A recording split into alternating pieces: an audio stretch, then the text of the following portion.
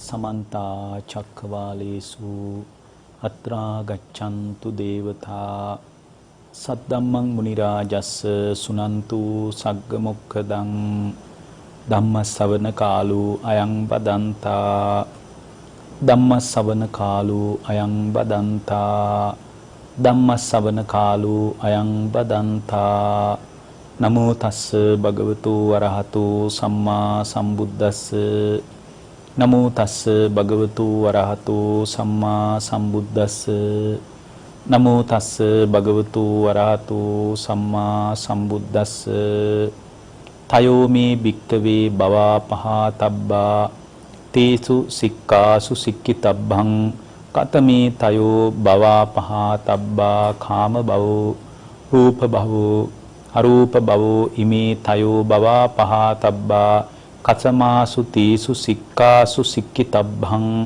අදි සීල සික්ඛාය අදි චිත්ත සික්ඛාය අදි පඤ්ඤාය සික්ඛාය ඉමාසු තීසු සික්ඛාසු සික්ඛිතබ්බාති.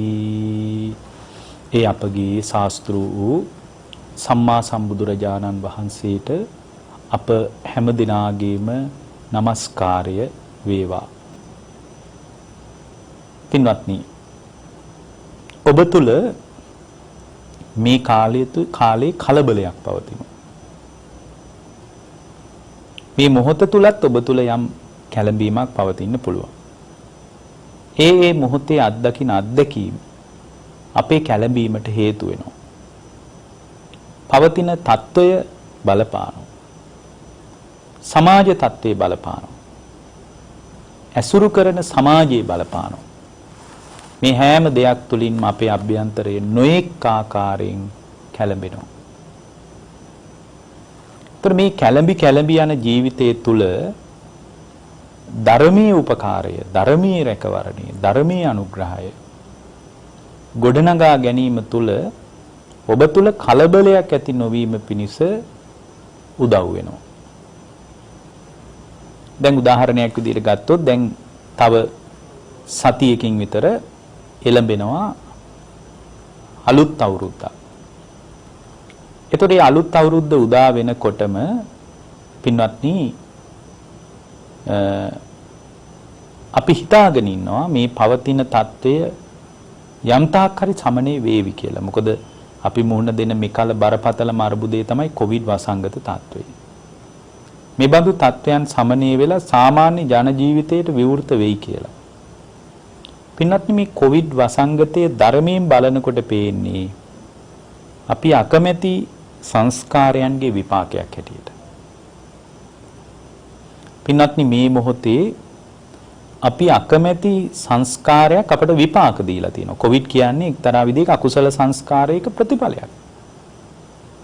ධර්මයේ ගැඹුරින් විමසන කෙනෙකුට තේරෙනවා කොවිඩ් වසංගතය කියලා කියන්නේ අපි අකමැති අකුසල සංස්කාරයක අත්දකින විපාකයක්. ඒ විපාකයේ තමයි අපි අත්විඳින්න ඉන්නේ. හැබැයි මම මේ උද්‍යෝගයකටයි ඔබට කියන්නේ මේ මොහොතේ ඔබට විපාක දීලා තියෙන අකුසල සංස්කාර දැන් සංස්කාරික ස්වභාවය මොකක්ද? සංකාර අනිත්‍යයි. ඒ නිසා ධර්මයේ ප්‍රකට වාක්‍යයක් තියෙනවා සබ්බේ සංඛාරා අනිච්චාති. සියලුම සංස්කාර අනිත්‍ය වෙලා යනවා. එහෙමනම් මේ මොහොතේ කොවිඩ් වසංගතයේ ධර්මයේ කෝණයෙන් බලනකොට සංකාරයක් නම් මේ සංස්කාරයත් අනිත්‍ය වෙලා යනවා. එතකොට අපි තුල ඉවසීමෙන් ද්වේෂයක් නැතුව, වෛරයක් නැතුව, ඊටාම සැහැල්ලු සිතින් මේ මොහොතේ ගත කරන්න පුළුවන් වුණොත් පින්වත්නි, ඊටා යහපත් සංස්කාරයන්ගේ විපාකය මේ අකුසල සංස්කාරයේ විපාකයේ අවසානයේට රැඳී පවතිනවා. ඒ නිසා බොහෝම සැහැල්ලුවෙන් නෙද්දල්වාගෙන, මුවදල්වාගෙන මේ අකුසලයේ කෙරෙහි මුහුණ දෙන්නයි තියෙන්නේ. එතකොට නිද්දල්වාගෙන මුවදල්වාගෙන මේ අකුසලයට මුහුණ දිය යුතු වන්නේ මේ අකුසලයේ අනිත්‍ය වෙලා යනකොට තවත් සංකාර විපාකයක් විදියට ඊටා යහපත් සංස්කාරයන් විපාක දෙයි. අවුල තියෙන්නේ ඒකත් අනිත්‍ය වෙලා යනවා. යහපත් සංස්කාරයක් එයි කියලා 2022 වසරේ මග බලාගෙන හිටියට හරි. සියලු සංස්කාර අනිත්‍ය නම් මෙබඳු අකුසල සංස්කාරයකුත් අනිත්‍ය වෙලා යනකොට නැවත ඔබට කුසල සංස්කාරයක් ලැබෙනවා, මුණ ගැහෙනවා, ඔබට අත්විඳින්න ලැබෙනවා කියලා ඔබට උද්දාමයටපත් වෙන්න වෙලාවක් නැහැ.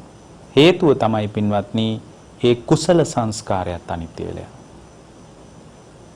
කුසල සංස්කාරය. එහෙමනම් කවර ආකාරයක සංස්කාරයක් වුවත් අනිත්‍යතාවේ නම් ධර්මතාවය සංකාර මත උපාදානය කරගන්නේ නැතුව සංස්කාරයන්ගෙන් හිත මුදවා ගත්ත තැනක තමයි ලෝකයේ කිසිවක් පිළිබඳව විශේෂ අදහසක් නැතුව ශ්‍රාවකයෙකුට ඉන්න ලැබෙන්නේ. එතෙන්ද හිත හදා ගන්න විදිය බුදුරජාණන් වහන්සේ අපට බොහොම පැහැදිලිව මතු කරලා දීලා තියෙනවා. පින්වත්නි, මේ ලෝකේ අපට තේරෙනවා ත්‍රිවිධ භවයක් පවතිනවා. ඒකයි අපි මේ මතු කරපු ධර්ම පාඨයේ තියෙන්නේ තයෝ මේ භික්කවේ භව අපහතබ. මේ ත්‍රිවිධ භවය පුද්ගලයා විසින් ප්‍රහාණය කරන්න ඕනේ. කතමේ තයෝ මොනවද ඒවා? කාම භවෝ, රූප භවෝ, අරූප භවෝ. කාම භවයයි, රූප භවයයි, අරූප භවයයි. සංකාර මත පදනම් වෙලා භවය පැනවෙනවා. ඒ කියන්නේ අපි භවයෙන් නිදහස් නෑ. අපි මේ මොහොතේ භවයේ තුල රැඳී සිටිනවා. භවයේ මත පිහිටා සිටිනවා. නොඑක ආකාරයේ අකුසල සංස්කාරයන් සහ කුසල සංස්කාරයන් සමග අපි දෝලණය වෙනවා. මේ ත්‍රිවිධ භවය මත පිහිටා ඉන්න තාක්කල් සංසාරේ පැනවෙනවා. ත්‍රිවිධ භවයෙන් නිදහස් වෙච්ච තැනක තමයි නිර්වාණය කියන ස්වභාවය මතුවෙන්නේ. එතකොට මේ ත්‍රිවිධ භවයෙන් නිදහස් වීම පිණිස තමයි පින්වත්නි බුදුරජාණන් වහන්සේ නමක් අපට ත්‍රිවිධ භවයෙන් නිදහස් වීම පිණිස සික්කිතබ්බං. සික්කිතබ්බං කියලා කියන්නේ හික්මිය යුතු අවස්ථා තුනක් පෙන්නනවා. භවය ප්‍රහාණය කිරීම පිණිස, දුරු කිරීම පිණිස ශික්ෂාකාමී ස්වභාවයන් තුනක් පෙන්නනවා. මෙන්න මේ ශික්ෂාකාමී ස්වභාවයන් තුන මත දායාද වීම මත පුද්ගලයාට භවයෙන් නිදහස් වෙන්න පුළුවන්. දැන් භවය ඊටාම අයහපත්, භවය නුසුදුසු තත්වයක්, භවයේ මොහොතක්වත් රැඳී යුතු තත්වයක් නෙමෙයි කියලා බුදුරජාණන් වහන්සේ නිකම්ම පැත්තකට උනේ නැහැ. බුදුරජාණන් වහන්සේ ඒකට අදාළ විකල්පයක්, ඒකට අදාළ විසඳුමක් අපට පැහැදිලි කොට වදාලා. එතකොට මේ පැහැදිලි කොට වදාළ ධර්මයේ තුලින් අපට පේනවා මේ ත්‍රිවිධ භවයෙන් නිදහස් වීම පිණිස තීසු සික්කාසු සික්කිතබ්බ. මහණෙනි, ත්‍රිවිධ ආකාරයක හික්මීමක් තුල හික්මිය යුතුයි. මොනවද ඒ හික්මීම? අදි සීල සික්කිතබ්බං, අදි චිත්ත සික්කිතබ්බං, අදි පඤ්ඤා සික්කිතබ්බං.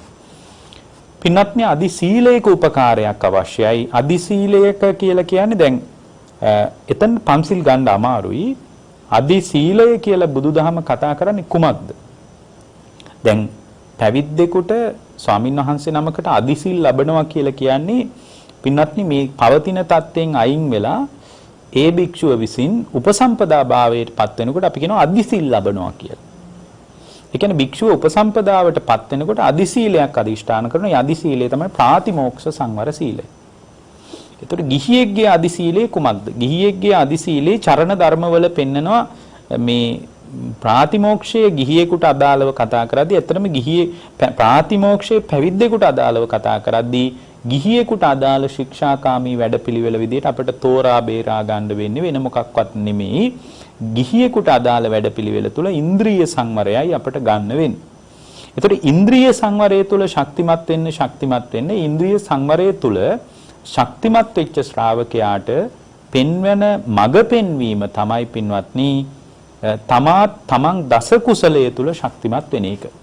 ඒක තමයි බුදුදහමේ පාරිශුද්ධ ශික්ෂාකාමී ආධ්‍යාත්මික ප්‍රවේශය. බුදුදහමේ පිරිසුදු වෙන පටිපාටිය. ඒ කියන්නේ කය පිළිබඳ, වචනයේ පිළිබඳ, මනස පිළිබඳ ඊතා අවදිකමකින් අවදි විය යුතු අවස්ථාවක් ඒක. අවදිකමකින් යම් පුද්ගලයෙක් තුල ශික්ෂණයක් තියෙනවා නම් ඒක තමයි බුදුදහමේ කතා කරන ගිහියෙකුට අදාළ ශික්ෂාව. ප්‍රබල ශික්ෂාව. ඒක ASCII පන්සිලුත් නියෝජනය වෙනවා, අටසිලුත් නියෝජනය වෙනවා. ඒ කියන්නේ දැන් දස කුසලයේ කියන්නේ බුදුදහමේ පිරිසුදු වෙන පටිපාටිය. දැන් ලෝකේ ආචාර ධර්මවල තියෙන එක එක විදිහේ පිරිසුදු වෙන ක්‍රම.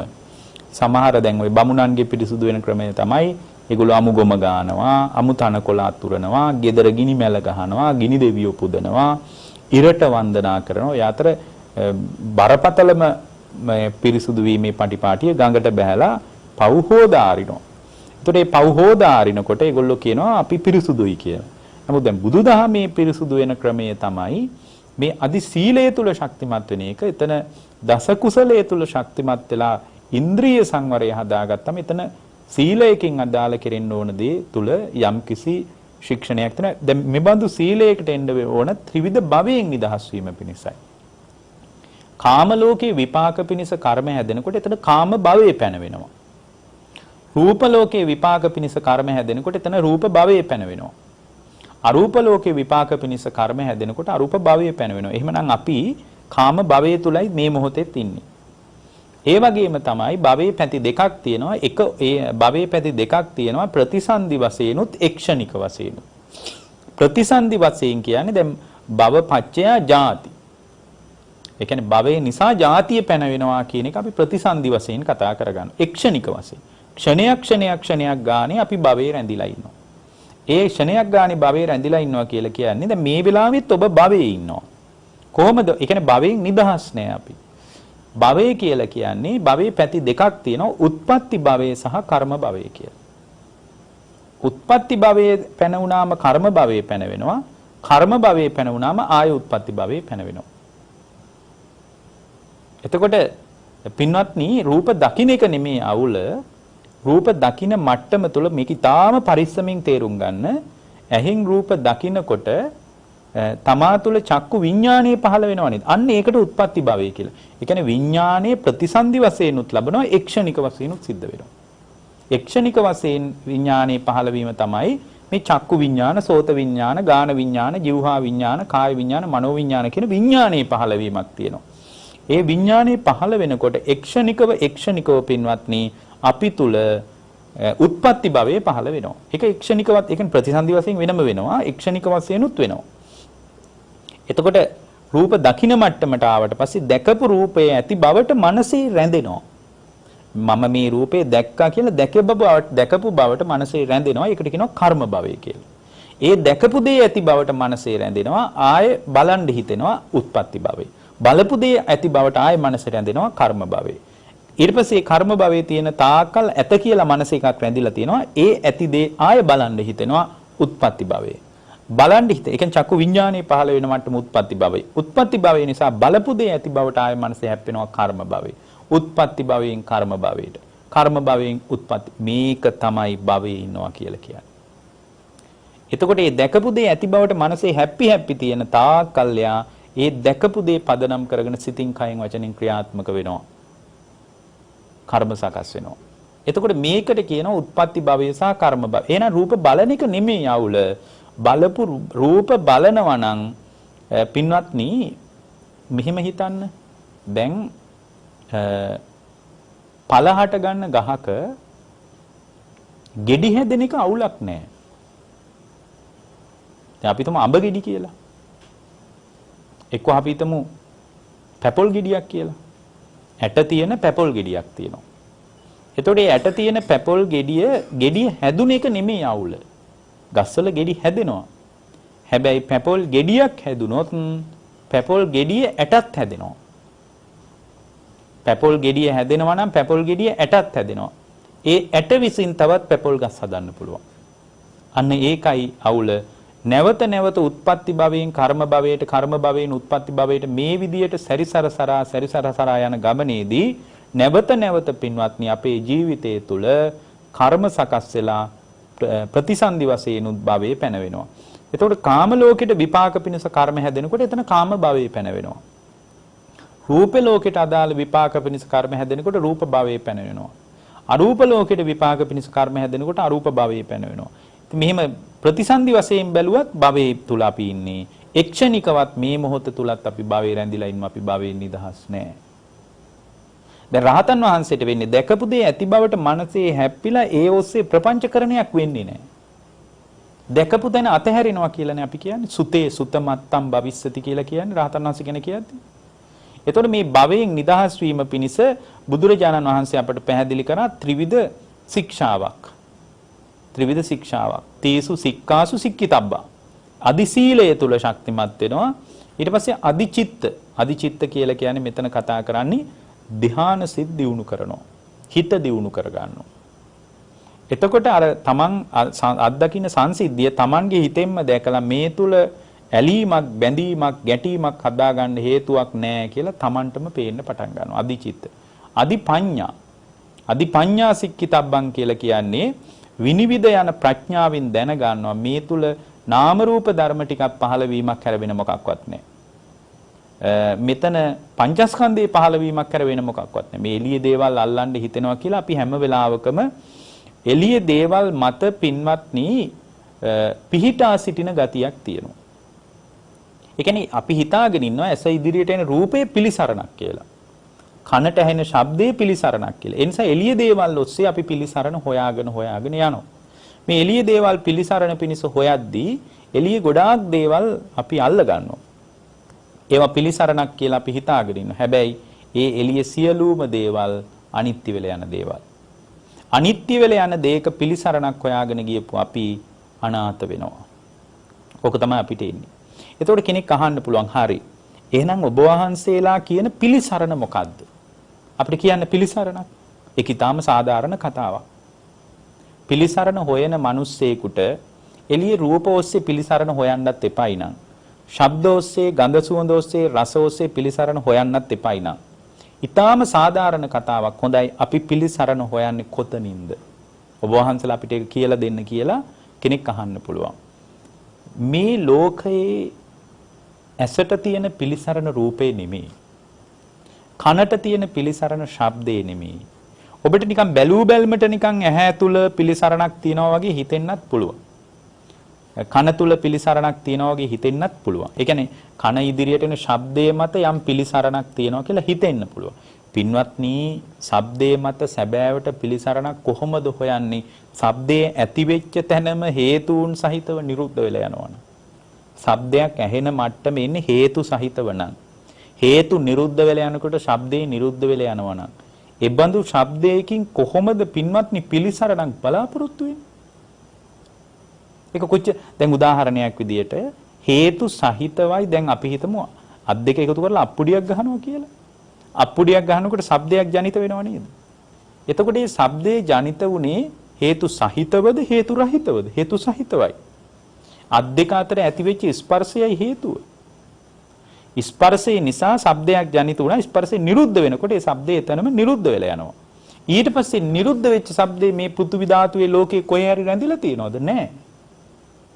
එහෙමනම් මේ ශබ්දේ මේ අත් දෙක අස්සේ තිබ්බද? මේ ඇඟිලි අතර සැඟවී තිබිලා එකපාරම ශබ්ද එළියට ආවද? නැහැ. එහෙමත් නැත්නම් මේ අත් දෙක අතර ස්පර්ශය වෙනකොට මේ විශ්ව ධාතුවේ කොහේ හරි තිබිලා ශබ්දය අත ළඟට ආවද? ඇදිලා නැහැ. ශබ්දේ කොහොමද ජනිත වුනේ? ඔබේ කන අභිමුඛ වුනේ කොහොමද මේ ශබ්දය? අත් දෙක මත ඇති වෙච්ච ස්පර්ශය. එහෙනම් මතක තියාගන්න මේ කනයි ශබ්දයයි සෝත විඥානයයි තුන එකතු වීම ස්පර්ශය. ස්පර්ශයේ නිසයි ශබ්දයක් ජනිත වුනේ. එතකොට ඒ ශබ්දයේ මත මම කියන්නේ මේ උදාහරණයක් විදිහට මේ අප්පුඩිය ගහන එක ශබ්දයේ මත අපි විඥානයේ හිත පිහිටව ගන්න නෑ තමයි. නමුත් අපි එකක් මතක තියාගන්න ඕනේ. ඒ ශබ්දයේ මත අපි පිහිටා සිටිනවා නම් පිහිටා ඉන්න බෑනේ. ඇයි? පිහිටා ඉන්න තැනක් නෑනේ. ස්පර්ශේ නිසා සමුදේ වුණා. ස්පර්ශේ නිරුද්ධ වෙනකොට ස්පර්ශේ නිසා ඇති වෙච්ච යම් ඵලයක් තියෙනවනේ ඒක නිරුද්ධ වෙලා යනවා. ඕක තමයි ඇහි කතාවත්, කනේ කතාවත්, නාසයේ කතාවත්, දිවේ කතාවත්, කයේ කතාවත්, මනසේ කතාවත්. එතකොට එහෙමනම් පින්වත්නි මේ ඔස්සේ කියන්නේ ඇස ඉදිරියට එන රූපය පිළිසරණ කොට වාසය කරනවා කියලා කියන්නේ ඒක පෘථග්ජනීයගේ ස්වභාවය. පෘථග්ජනීයගේ ස්වභාවය. එතකොට ශ්‍රුතවත් කල්යාණ ශ්‍රාවකයෙක්ගේ ස්වභාවය තමයි එයා ඇස ඉදිරියට එන රූපය පිළිසරණ කොට පතන්නේ නැහැ. එයා දන්නවා රූපයත් අනිත්‍යයි, ඇසත් අනිත්‍යයි, චක්කු විඥානයත් අනිත්‍යයි. මේ තුන එකතු වීම නිට්ටය වෙන්නේ කොහොමද? ඒක බලන්න කොච්චර තාර්කිකද? ඇසත් අනිත්‍ය එකක් නම් ඇස අනිත්‍ය නිසානේ ඇහි සුද එනවා කියනවා. ඊට පස්සේ ඇස් නොපෙනී යනවා කියනවා. කණ්ණාඩි දාන්න වෙනවා කියනවා. ඊට පස්සේ මේ 40 ඇඳිරිය කියනවා. කීයක් ඒවා වෙනවද මේ හැට? ඒ කියන්නේ ඇහැ අනිත්‍ය නිසානේ ඔය ටික ඔක්කොම වෙන්නේ. රූපය බලන්නකො පින්වත්නි එළිය රූපේ මොහොතක් ගානේ මේ මොහොතක් ගානේ අනිත්‍යතාවය අපිට පේන්නේ නැහැ. ඒක දැනගන්න තමයි ඉහලින් ධර්මයේ දියුණු කරගෙන කර්මස්ථානයක් දියුණු කරගෙන භාවනාවක් දියුණු කරගෙන මෙතන කිව්වේ අධිපඤ්ඤාසික්කිතබ්බන් කියලා අධි ප්‍රඥාවෙන් දකින්න. එතකොට තේරෙනවා මේ රූපය මාසයක් ගියාම නෙමෙයි අවුරුද්දක් ගියාම නෙමෙයි මොහොතක් ගානෙම වෙනස් වෙනවා කියලා. මොහොතක් ගානේ ක්ෂණයක් ගානේ වෙනස් වෙනවා කියලා. මේ රූපේ වෙනස් වෙනවා කියලා ඔබ දන්නවා. ඔබ වෙනස් වෙනවා කියලා දන්න නිසා තමයි රූපේ පදනම් කරගෙන ඡායා රූපගත කරගන්නේ. ඒ කියන්නේ මිනිස්සු ෆොටෝ ගහගන්නේ රූපේ වෙනස් වෙනවා කියලා දන්න නිසා. රූපේ වෙනස් වෙනවා කියලා දන්න නිසාම තමයි පොඩි කාලේ ෆොටෝ ගහලා තියාගන්නේ. ලොකු උනම් බලන්න කියලා. නමුත් ඒ තුල පින්වත්නි යථාර්ථවාදී අවබෝධයකුත් මිශ්‍ර කරලා අර අධිපඤ්ඤා සික්කිතබ්බන් කියන එකෙන් බැලුවොත් එහෙම ලෝකේ වෙන කමටහන්න ඕනේ නැහැ. එතනින්ම යාට පුළුවන් මේ රූපේ විපරිණාමයටපත් වෙනවා කියලා දැනගන්න. හැබැයි ඒක මොහොතක් ගානේ ක්ෂණයක් ගානේ මේ රූප කලාපවල බිඳී යාම දකින්නකොට තමයි සම්පූර්ණයෙන්ම ලෝකේ අතහැරිලා යන්නේ. ඒක දකින්න වෙන්නේ අධිප්‍රඥා සික්කිතබ්බන්. අධිප්‍රඥාවේ. එතකොට එහෙමනම් අහන්න ඔබේ හෘද සාක්ෂියෙන් ඔබට තියෙන පිළිසරණ මොකද්ද? ඇසට රූපේ පිළිසරණ නොවේ නම් කනට ශබ්දයේ පිළිසරණ නොවේ නම් මොකද්ද පිළිසරණ? මනෝපටිසරණ. මනසයි පින්වත්නි පිළිසරණ. ඇසට පිළිසරණ මනසයි. කනට පිළිසරණ මනසයි. ඒ නිසා තමයි සමහර ස්වාමීන් වහන්සේලා ඇවිල්ලා බුදුරජාණන් වහන්සේට කියනවා ස්වාමීනි මට ඔබ වහන්සේ ගොඩාක් සිල්පද පැනෙවුවා කියලා මට ආරංචි වුණා. මට ඔච්චර ගොඩාක් සිල්පද රකින්න බෑ. මං කොහොමද ඔච්චර සිල්පද රකින්නේ? ඔබ වහන්සේ ඔය කියන සිල්පද ඔක්කොම රකින්න බෑ. ඒ නිසා මං දැන් ඒ අවංක කතාවක් ඒ භික්ෂුව කියන්නේ. රකින්න බැරුව බොරුවට හරි රකින්නම් කියලා යනවට වඩා මට රකින්න බෑ. මෙච්චර ගොඩක් මං කොහොමද රකින්නේ? මේ තරම් ශික්ෂාපද ප්‍රමාණයක් මට රැක ගන්න අමාරුයි.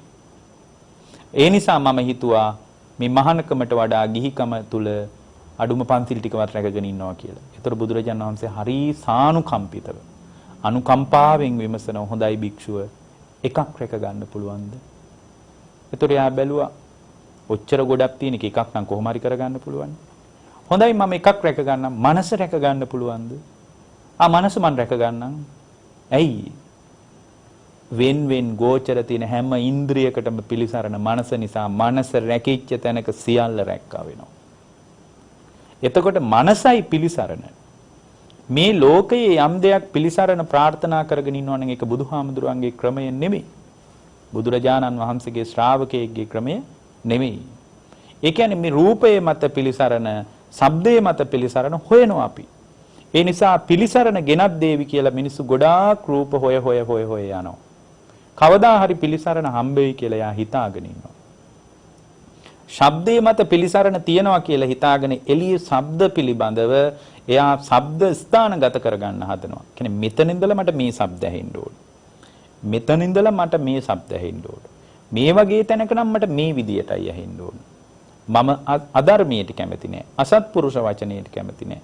අභූත වචනයට කැමති නෑ. ඊට පස්සේ ද්වේෂයෙන් කියන වචන වලට කැමති නෑ. නුසුදුසු කාලේ කැමති නෑ. අන්න බලන්න එයා පණව ගන්නවා. මට සුදුසු කාලය ඇහෙන්න ඕන. සත්‍ය ඇහෙන්න ඕන. මෛත්‍රී සහගත වචන ඇහෙන්න ඕන. මේ විදියට එළියේ ගොඩාක් ශබ්දය අපි වෙනස් කරගෙන ස්ථානගත කරගන්නවා. ඇයි එයා හිතාගෙන ඉන්නවා කනට පිළිසරණ ශබ්දය කියලා. කනට පිළිසරණ ශබ්දේ නෙමෙයි. මොකද ශබ්දයත් අනිත්‍ය වෙලා යනවා. කනත් අනිත්‍ය වෙලා යනවා. මේ අනිත්‍යතාවයේ නිසාමයි නැවත ඔබට ශබ්ද ඇහෙන්නේ. ඒක ඔබ ඉතා හොඳින් තේරුම් ගත යුතුයි. මේ අනිත්‍යතාවයේ නිසා තමයි නැවත ඔබට ශබ්ද ඇහෙන්නේ. මුලින් කියපු වචනේ නිරුද්ධ වී ගිය නිසා තමයි මම මේ දැන් පිට කරන වචනේ ඔබට ඇහෙන්නේ.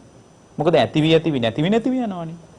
එහෙමනම් මුලින් කියපු වචනේ නිරුද්ධ වෙලා යනකොට ඒ වචනේ නිරුද්ධ වෙච්ච නිසා මම දැන් පිට කරන වචනේ ඔබේ කනට ශබ්දය ඇහෙනවා නම් මේ ශබ්දය කියන්නේ විපරිණාමයටයි තියෙක. අනිත්‍ය වෙලා යන එක. ඉතින් අනිත්‍ය වෙලා යන ශබ්දයක් මත කොහොමද පිළිසරණ පතන්නේ? කොහොමද පිළිසරණක් ප්‍රාර්ථනා කරන්නේ? එතකොට පිළිසරණ ප්‍රාර්ථනා කරගෙන මනස දැන් ජීවිතේ සඳය කාලේ ඉන්න මිනිස්සෙක්. අපි තුමු මරණ මංචකේ ඉන්නවා කියලා. අද වුණත් මේ දේශනාව මේ සවස් කාලේ අහගෙන ඉන්නවා ඇති සමහර ටීවී දිදුල නාලිකාව හරහා ජීවිතේ ලෙඩ ඇඳේ ඉඳගෙන සමහරට හාන්සි වෙලා මේ මොනවද මේ සමිනාංශ කියන්නේ කියලා ඉතා සාවධානව අහගෙන ඉන්නවා ඇති. ඔබ ලෙඩ ඇඳේ නම් ඉන්නේ ඔබ මතක තියාගන්න එළිය රූපේ පිලිසරණ කර ගන්න මේපා. ශබ්දයේ ගඳ සුවඳ රසය පහස පිලිසරණ කර ගන්න මේපා. නමුත් අපි අවාසනාවකට කොච්චර බණ ඇහුවත් අපි තවමත් සැබෑ මනස පිලිසරණ කරගන්න පටිපාටි අපි දන්නේ නැහැ පින්වත්. ඒ ගැන අපිට අවදිකමක් උනන්දුවක් කැමැත්තක් නැහැ. ඒ නිසාම අපි බාහිර රූපේ පිලිසරණ කරගන්නවා. ඒ රූපේ පිලිසරණ වෙයි කියලා එළිය ඉන්න අයත් හිතාගෙන ඉන්නවා. ඒ නිසා මරණාසන්න වෙනකොට තාත්තට හොඳට ඕම අමාරුයි පුළුවන් නම් ඇවිල්ලා බලලා යන්න කියනවා. ඊට පස්සේ යා දරුවොත් එක්ක එකතු කරගෙන මුළු පවුල් පිටින් ඇවිල්ලා අනේ තාත්තා මොකද වුනේ කියලා කෑ ගහලා අඬනවා. එයා හිතාගෙන ඉන්නවා එයාගේ රූපය තාත්තට පිලිසරණ වෙයි කියලා. තාත්තට එයාගේ රූපේ පිලිසරණ වෙයි කියලා හිතාගෙන එයා ළඟට ඇවිල්ලා කියනවා මේ බලන්න තාත්තා මම ආවා තාත්තා බලලා යන්න. සමහර රට ඉඳලා එනවා. ඒ කියන්නේ ඒගොල්ලෝ හිතාගෙන ඉන්නවා ඇසට රූපේ පිලිසරණක් කියලා. ඊට පස්සේ දැන් බලන්න එයා අනාථ වෙන විදිය ඇසට රූපේ පිලිසරණක් කියලා හිතාගෙන අර ලෙඩ ඇඳේ හුස්ම පොද ඇඳ ඇඳ ඉන්න මිනිස්සයා ළඟට ඇවිල්ලා කියනවා තාත්තා මේ ඇස් ඇරලා බලන්න දුව ඇවිල්ලා ඉන්නේ තාත්තා හොඳට බලන්න මේ දුව විතරක් නෙමෙයි අපේ පුතත් ආවා මුණුබුරත් ආවා තාත්තා බලලා යන්න මේ බලන්න තාත්තා දිහා බලාගෙන ඉන්නවා කියලා අර ඇස ඉදිරියට මේ රූපේ පිලිසරණක් වේවි කියලා ඇහි රූපේ ඔබන්න හදනවා ඇහැ මත රූපේ පතිත කරන්න හදනවා පිහිටවන්න හදනවා. ඒ කියන්නේ මිනිස්සු හිතාගෙන ඉන්නවා රූපේ පිලිසරණක් වෙයි, ශබ්දේ පිලිසරණක් වෙයි. කනට ලං කරලා කියනවා තාත්තා මම ලොකු දුව, තාත්තා බලන්නයි ආවේ කියලා එයා කියනවා. ඒ කියන්නේ එයා හිතාගෙන ඉන්නවා එයාගේ ශබ්දයේ තාත්තට පිලිසරණක් වෙයි කියලා. පින්වත්නි ශබ්දේම උපාදානය කරගෙන එහෙම කොහේ හරි අහු මුල්ලක പ്രേත කොටසක් වෙලා උපදින මට්ටමට අනාථ වෙන්න පුළුවන්. එහෙම එකක් සංසාරේ. පින්වත්නි මේක තේරුම් ගත්තොත් මරණාසන්න කෙනත් මරණාසන්න මොහොතට මුහුණ දෙද්දී වටේ ඉන්න අයත් තේරුම් ගත්තොත් පින්වත්නි ඇහැ මත රූපය අලවන්න හදන්නේ කන මත ශබ්දය අලවන්න හදන්නේ මොකද එයා දන්නවා මේ ඉන්ද්‍රියන්ට පිලිසරණ රූපය නොව ශබ්දය නොව රසයද නොව රසයත් නෙමෙයි පිලිසරණ සමහර අය හිතන්නේ රසයේ පිලිසරණක් කියලා. එයත් දන්නේ නැහැ. දැන් අපි තුමු ලෙඩ වෙලා මරණ මංචකේ ඉන්න කෙනත් දන්නේ නැහැ. මේ දිවට පිලිසරණ රසය නෝ මනසයි කියලා එයා දන්නේ නැහැ. එතකොට එයා හිතාගෙන ඉන්නවා මේ අනේ කමන්නේ මේ අන්තිම කාලේ හරි කමක් නැහැ. හොඳට කණ්ඩ දෙන්න ඕනේ කියලා කණ්ඩම දෙනවා. කණ්ඩ දෙන එක හොඳයි. නමුත් පින්වත්නි ඒ මොහොතේවත් මනස පිලිසරණ කරගන්න බැරි වුණොත් එහෙම ඒ කෑම උපාදානීය වෙලත් එයා අමාරු වැටෙන්න පුළුවන්. කෑම උපාදානීය වෙලා දැන් මට මතකයි එක්තරා සිද්ධියක් එක අම්මා කෙනෙක් හොඳටම ලෙඩ වෙලා. ඉතින් මේ මට ඒ කියන්නේ හොඳටම රෝගී වෙලා දැන් කෑම කන්නත් බෑ. ඔබ දන්නවනේ හොඳටම ලෙඩ වුණාට පස්සේ බට දාලා ඉතින් කෑම හිම දෙන්න රස දැනෙන්නෙත් නැහැ. දියර වලින් විතරක් යැපෙන ලෙඩු දැකලා ඇතිනේ. එතකොට දියර වලින් විතරක් යැපෙන ලෙඩු ඉන්නවා. ඒ අම්මට ඉතින් හොඳටම දැන් අසාධ්‍යයි. හොඳට ඕම ලෙඩ වෙලා. දැන් ලෙඩ ඇඳේ මරණ මංචකේ ඉන්නේ. මරණ මංචකේ කොහොමද හොඳටම ලෙඩ වෙලා දැන් ඉතින් කෑම ටිකක්වත් දෙන්න බෑ. එතකොට ඒ අම්මා කතා කරන්නත් බෑ. ලියලා තමයි කතා කරන්නේ. එතකොට දුව අහනවා අම්මා මං හිටත් එන්නම්. අම්මට මොනවද ඕන? දැන් දුවත් දන්නේ නැහැ අම්මට කන්න දෙන්නත් බෑ. මේ බට වලින් දාන්නේ උන්දට රහ දැනෙන්නේ නැහැ. ඒක දුව තේරුම් අරගෙනත් නැහැ. එතකොට යානවා අම්මට මොනවද ඕන? එතකොට අම්මා ලියනවා මට කිරිකොස් ව්‍යංජනයක් හදලා අරන් වරින්. එතකොට දුව මේක දිහා බලලා තුරුල් කරගෙන ආඬනවා. ඇයි? කොස් නම් කොහොම හරි හදාගෙන ඉන්න පුළුවන්. ඒත් මේක දෙන්නේ කොහොමද? බට දාලා නිතී. එතකොට දැන් එයා ලෙඩ ඇඳේ ඉන්න කෙනක් දැනගත්තේ මොකද්ද? එයා හිතුවා රසයේ පිලිසරණ කියලා. දිවට රසයේ පිලිසරණක් කියලා හිතුවා. තවමත් එළිය මත පිලිසරණක් හොය ඉන්නවා. බලන්න කොච්චර අනාතයිද කියලා. ආයේ පාංශකූලෙන් ගොඩ දාන්න බෑ. 7 දවසේ දානෙට 100ක් නමක් ගෙනල්ලා දානෙ දුන්නත් එයා අමාරුයි වැටෙනවා. ඇයි? පින්වත්නි මේ වාට පිලිසරණ මනස. මනෝපටිසරණං. මනස පිලිසරණ කරගන්න. ඒකමනේ අයි ධර්මයේ කියන්නේ අත්ත සරණා අනඤ්‍ය සරණා මහණෙනි තමාවම සරණ කරගන්න කියලා. මහණෙනි තමාවම සරණ කරගන්න වෙන කෙනෙක් නම් සරණ කරගන්න එපා කියලා කියන්නේ ඒකනේ. අත්ත දීපා විහෙරත මහණෙනි තමාව දූපතක් කරගෙන ඉන්න වෙන කෙනෙක් නම් පිහිට කර ඇයි මේ මනස පිහිට කරගන්න කියලා මේ කියන්නේ. අපි එළියේ දරුවෝ පිළිසරණ කරගෙන ඊඩ කඩම් දීපල ගෙවල් දොරවල් යාන වාහන මිල මුදල් මේ භෞතික දේවලුත් පිළිසරණ කරගෙන අපි ඉන්නේ. නමුත් පින්වත්නි මනස පිළිසරණ කරගෙන හිටියොත් යන්තම් සුගතිය හරියන්න පුළුවන් ඇස් දෙක පිය වෙනකොට. මනස පිළිසරණ කරගත්තේ නැති තැනක හරි අනාථ ශ්‍රාවකෙක් බිහි වෙන්නේ. හරි අනාථයි මේ මිනිස්සු. එතකොට මනෝපටිසරණ මනස පිළිසරණ කරගෙන ඉන්නකොට කෙනෙක් අහන්නත් පුළුවන් හොඳයි මනසට පිළිසරණ මොකක්ද එතකොට කියලා. පින්වත්නි මනසට එකම පිළිසරණ තමයි සිහිය සතිපටිසරණ. යම් කෙනෙක් සතිපට්ඨානය තුල වාසය කළොත් තමයි මනස රැකෙන්නේ. එයා සතිපට්ඨානෙන් වාසය කරන්න මනස පරිස්සම්. බලන්න කොච්චර ලස්සනයිද. මනස පිළිසරණ කරගෙන ඉන්නේ සතිය. ඒ කියන්නේ සතිය කියලා මෙතන කතා කරන්නේ සතිපට්ඨානෙ.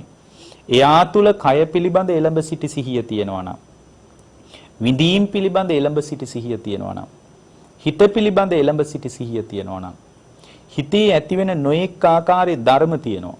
පංචස්කන්ධ ධර්ම, නීවරණ ධර්ම, බොජ්ජංග ධර්ම, ආයතන ධර්ම, චතුරාර්ය සත්‍ය ධර්ම මේ ඔක්කොම මනස තුල උපදී. මේ ඔක්කොම මානසිකාරයේ නිසා උපදින ධර්ම. මානසිකාරයෙන් නිරුද්ධ වෙනකොට බොජ්ජංග ධර්මත් නිරුද්ධ වෙලා යනවා. ඉතින් මේ ඔක්කොම මනස තුල උපදින ධර්ම නම් මේ මනස තුල උපදින ධර්ම පින්වත්නි සම්පූර්ණයෙන්ම තමන් අත්දකින්නකොට ඒ කියන්නේ මනස පිළිසරණ කරගන්න ශ්‍රාවකෙක් එයාට ඊළඟට මේ මනසට ඇතිවෙන පිළිසරණ පිළිබඳ තමන්ගේ ස්වකීය අවධානය යොමු කරගන්න මිනිස්සෙක් හැම වෙලාවකම කල්පනා කරන්න ඕන දේ තමයි මනසට පිළිසරණ සතිය කියලා. කායානුපස්සනාවෙන්, වේදනානුපස්සනාවෙන්, චිත්තානුපස්සනාවෙන්, ධම්මානුපස්සනාවෙන් යම් ශ්‍රාවකෙක් දායාද වුණොත් යම් ශ්‍රාවකයෙකුට ජීවමාන වෙන්න පුළුවන් වුණොත් ඒ ජීවමාන වුණු ශ්‍රාවකයාට ඒ ජීවමාන භාවයේ තුල තියෙන එකම පිළිසරණ තමයි සතිපට්ඨානය. ඒ කියන්නේ සතිපට්ඨානයේ එළඹ සිටි සිහියෙන් සතිපට්ඨානයේ තුල යම් ශ්‍රාවකෙක් වාසය කළොත් එළඹ සිටි සිහියෙන් සතිපට්ඨානයේ තුල යම් ශ්‍රාවකෙක් වාසය කළොත් පින්වත්නි ඒ සතිපට්ඨානයෙන් වාසය කරන ශ්‍රාවකයා මනස පිළිසරණ පිණිස හදාගන්න උපකාරය හදාගෙන ඉවරයි. මනස පිළිසරණ කරගත්ත තැනක පින්වත්නි එයාට 아무තුවෙන් ඇසට පිළිසරණක් විදියට රූප හොයන්න දෙයක් නැහැ. කනට පිළිසරණක් විදියට ශබ්ද හොයන්න දෙයක් නැහැ. නාසයට පිළිසරණක් විදියට ගඳ සුවඳ හොයන්න දෙයක් නැහැ. දිවට පිළිසරණක් විදියට රස හොයන්න දෙයක් නැහැ. කයට පිළිසරණක් විදියට පහස හොයන්න දෙයක් නැහැ. මොකද එයා ලෝකේ කතා කරන යථාර්ථවාදී පිළිසරණ හදාගෙන ඉවරයි. යථාර්ථවාදී පිළිසරණ හදාගෙන ඉවරයි. හොඳයි. කෙනෙක් අහන්න පුළුවන් මොකද්ද සතියට පිළිසරණ කියලා? සතියාකෝ බ්‍රාහ්මණ මොකද්ද සතියට පිළිසරණ කියලා අහද්දී බුද්ධ දේශනාව මතු කරන දේ තමයි සතියට පිළිසරණ විමුක්තිය. සතියට පිළිසරණ විමුක්තිය. සතිපට්ඨානය තුල වාසය කරන්න පින්වත්නි යා තුල ස්කන්ධයන්ගෙන් මිදීම ඇති වෙනවා. නාම රූපයන්ගෙන් මිදීම ඇති වෙනවා. මෙතන ඇසෙන් අත්දකින්න ලෝකයේ තුල ග්‍රහණය කරගන්න දෙයක් නැහැ. නාම රූප ධර්ම ටිකක් ඇති වෙලා නැති වෙලා යාමක් විතරයි තියෙන්නේ කියලා එයා තමන්ගේම සතිපට්ඨානයේ වැඩිම තුල දැනගන්නකොට පින්වත්නි විමුක්තිය පිළිසරණ වෙනවා. විමුක්තිය කියන්නේ මොකද්ද? නාම රූප ධර්මයන්ගෙන් හිත මිදෙනවා. මොන අත්දැකීමක් ගත්තත් නාම රූප ධර්ම ටිකක් ඇතිවීමක් නැතිවීමක් විනා මෙතන කිසිම දෙයක් සිද්ධ වෙන්නෙත් නැහැ. සිද්ධ උනේත් නැහැ කියලා යම් ශ්‍රාවකයෙකුට දැක ගන්න පුළුවන් වුණොත් ඒ දැක ගැනීම තුල තමයි පින්වත්නි අවබෝධය තහවුරු වෙන්නේ. එතකොට මිදීම විමුක්තිය කියලා කියන්නේ මෙතන මිදෙනවා කියලා. ඒ කියන්නේ මිදෙනවා නාම රූප ධර්මයන් ටිකක් පහළ වෙලා ඇති වෙලා නැති වෙලා යනවා කියලා එයා සතිපට්ඨානිය තුල දැනගන්නවා. මොකද උදාහරණයක් විදිහට දැන් කායානුපස්සනාව වඩනකොට කායානුපස්සනාව වඩන ක්‍රම 14ක් තියෙනවනේ. 14න් එකක් වඩනකොට තේරෙනවා මේ කය හැමකින් උපමට්ටම් වෙලයි තියෙන්නේ. නහරවැල් වලින් බැඳලා මේ ලෝකේ පවතින සතර මහා ධාතුවට වඩා අඹමල් රේණුවකවත් දෙයක් මේ රූපෙත් නැහැ. එළියේ තියෙන සතර මහා ධාතුවකින් මේ කය නඩත්තු වෙනවා. මෙහෙම නඩත්තු වෙවි පවතින කයක් මම මගේ ආත්මය කියලා අල්ලනවා. ඒ විතරක් නෙමෙයි එළිය රූපයත් මම අල්ලනවා. ඒකනේ පිළිසරණ කරගෙන අර අවිද්‍යාවට වෙච්චදී එළිය රූපයත් මගේ ආත්මය කියලා මම අල්ලනවා. මට තමයි අයිති මගේ තමයි ওই රූපේ කිය අල්ලනවා. මේ සියලුම රූප අත්දැකීම මත මෙතන උනේ ධාතු කොටස් ටිකක් ක්‍රියාත්මක වීමක්. දෙතිස් කුණුප කොටස් ටිකක් 32කට බෙදලා බලන්න කිව්වේ පින්වත්නි මේ අපිව පිළිකුල් කරන්න කියලා හිතාගෙන නෙමෙයි. අපිව ප්‍රතික්ෂේප කරන්න කියලා හිතාගෙන නෙමෙයි. 32කට බෙදලා බලද්දි මේ 32 කොයි කෑල්ලේද මම ඉන්නේ කියලා හොඳට බලනකොට තේරෙනවා මේ බඳු කෑලි ටිකක සංයෝගයකට නේද හැමකින් උපමට්ටම් කරලා නහරවැල් වලින් බැඳලා තියෙන මේ රූපයට නේද මම මේ රාගය හදාගෙන පටිගය හදාගෙන නොයෙක් ආකාරයේ සංකාර ධර්මයන් උපදවාගෙන දැඟලුවේ කියලා ඔබයි මමයි අපි දෙන්නම තේරුම් ගන්න ඕන. ගිහියා සහ පැවිද්දා අපි දෙදෙනාම තේරුම් ගන්න ඕන. අපි දෙදෙනා අතර තියෙන පාංශකූලික ගනුදෙනුවක් නම් අපි දෙන්න අතර තියෙන ගොඩනැගිලි හැදීම ගැන කතාවක් විතරයි නම් අපි දෙදෙනා අතර තියෙන ධර්මශාලාවට ටයිල් අල්ලන්නේ කොහොමද කියන එක ගැන නම් කතාව. අපි දෙදෙනා අතර තියෙන පින්වත්නි ගන්ටාර කුල්න කොහොමද හදන්නේ? ඊට පස්සේ බෝධිය වටේට තියෙන බැම්මට රත්තරන් වලින් මේ සම්පූර්ණයෙන්ම රන්වටක් ගහන්නේ කොහොමද කියලා නම් ගිහියා සහ පැවිද්දා අතර ඔබම අතර අන්තර් සම්බන්ධය තියෙන්නේ. අපි දෙන්නම අනාතයි. අපි දෙදෙනාම අනාත. ඊට වඩා ඊටා ප්‍රශස්ත ගැඹුරු දාර්ශනික කතා බහකින් ධර්මී ස්පර්ශ නොකළොත් අනාතයි. මිදීමක් නැහැ. එතකොට එළඹ සිටි සිහිය උපදවාගත් ශ්‍රාවකයෙකුට තියෙන එකම පිළිසරණ තමයි පින්වත්නි විමුක්තිය. විමුක්ති පටිසරණ. එතකොට විමුක්තියට පිළිසරණ තමයි. මොකක්ද විමුක්තියට පිළිසරණ? විමුක්තියට පිළිසරණ තමයි පින්වත්නි බුදුරජාණන් වහන්සේ මතක් කරනවා බුද්ධ දේශනාව තුළ. විමුක්තිය උදා වෙච්ච තැනක ඒ විමුක්තිය පිළිසරණ කරගන්නේ නිර්වාණයයි. නිබ්බාන පටිසරණ. එතන පිළිසරණ නිබ්බාන කියන தත්වයයි. එතකොට නිබ්බාන පටිසරණං කියන ස්වභාවය තුළ යම් ශ්‍රාවකෙක් දායාද වෙනකොට නිවන පටිසරණ කරගත්තම දැන් තව කෙනෙක් අහන්න පුළුවන් නිවන ගැන දන්නේ නැති මිනිහෙක්. හොඳයි නිවනට පිළිසරණ මොකක්ද කියලා. පින්වත්නි දැන් නම් ප්‍රශ්නීක්ම ගියා. ඇයි? නිවනට පිළිසරණක් නැහැ. මාර්ග බඹසර නිවනින් හමාර වෙනවා. මාර්ග බ්‍රහ්මචර්යාවෙන් වසන්නේ පින්වත්නි නිර්වාණය පිණිසයි. ඒ නිර්වාණය පිණිස උපකාර වුණේ විමුක්තියයි. විමුක්තිය පාදක වුණේ පින්වත්නි සිහියයි. සිහිය පාදක වුණේ මනසයි. මනස තුලයි මේ ක්‍රියාවලිය ඇති වුණේ. මනස ඊටා ගැඹුරින් පිළිසරණ කරගත්තේ අර මනස පිළිසරණ කරගනිමින් ආයතනික ලෝකයේ හැසිරෙව්වා. ඒ කියන්නේ අවිද්‍යා සහගත ලෝකයේ ආයතනික ලෝකයේ බාහිර රූපය පිළිසරණ කරගෙන දඟලනවා. ශබ්දයේ පිළිසරණ කරගෙන දඟලනවා. නමුත් මෙතන ඊටා ප්‍රශස්ත ප්‍රබුද්ධ අවබෝධාත්මක ශ්‍රාවකයෙක් බිහි වුණේ මොකද්ද? එයා බාහිර රූපයේ පිළිසරණ කරගන්න නැතුව මනස පිළිසරණ කරගත්තා. මනස විසින් සිහිය පිළිසරණ කරගත්තා. සතිපට්ඨානය තුල ශක්තිමත් වුණා. ඒ සතිපට්ඨානය තුල ශක්තිමත් වෙනකොට ස්කන්ධ ලෝකයෙන් එයා මිදුණා. විමුක්තිය පිහිට වුණා. විමුක්තිය මත නිර්වාණය සාක්ෂාත් වුණා. නිර්වාණය සාක්ෂාත් වීම මත කල යුතු සියල්ලම නිමා වුණා. ඒ කල යුතු සියල්ලම නිමා වෙච්ච තැනක ජයග්‍රහණය කාට දෙන්නද? පින්වත්නි ජයං වේරං පසවති දුක්ඛං සේති පරාජිතෝ කියවපු විදියට ජය පරාජය දෙකෙන්ම නැති තැනක තමයි ශාන්ත විමුක්තියක් දකින්නේ. මේ ජයග්‍රහණය 아무තු ජයග්‍රහණයක්. ඇයි? පින්වත්නි තරගයට අවතීර්ණ වෙච්ච හැම මිනිහෙක්ම දිනන තරගයක් තියෙනවා. ඒ විමුක්ති තරගය විතරයි. මේ තරගය හරිම ආශ්චර්යයි. මොකද තරගයට බැහැපු හැම කෙනාම දිනනවා. තරගයකදී දිනන්නේ පළවෙනියා දෙවෙනියා තුන්වෙනියා ආදී සංකේතාත්මකව කීප දෙනෙක් විතරයි. තරගයට අවතීර්ණ වෙච්ච බොහෝ අය පරදිනවා. නමුත් අපගේ ශාස්ත්‍රුන් වහන්සේ පෙන්වා දුන්නු තරගයට යම් පුද්ගලයෙක් අවතීර්ණේ වුණොත් අවතීර්ණේ වෙච්ච හැම කෙනාම දිනන ලෝකේ අරුම පුදුම තරගයක් ඇත්නම් මේ බුදුරජාණන් වහන්සේ පෙන්වා දුන්න ආධ්‍යාත්මික තරගයේ විනා වෙන ලෝකේ කවර තරගයක්වත් නෙමෙයි. අවබෝධයේ පිණිසම මේ දේශනාව උපකාර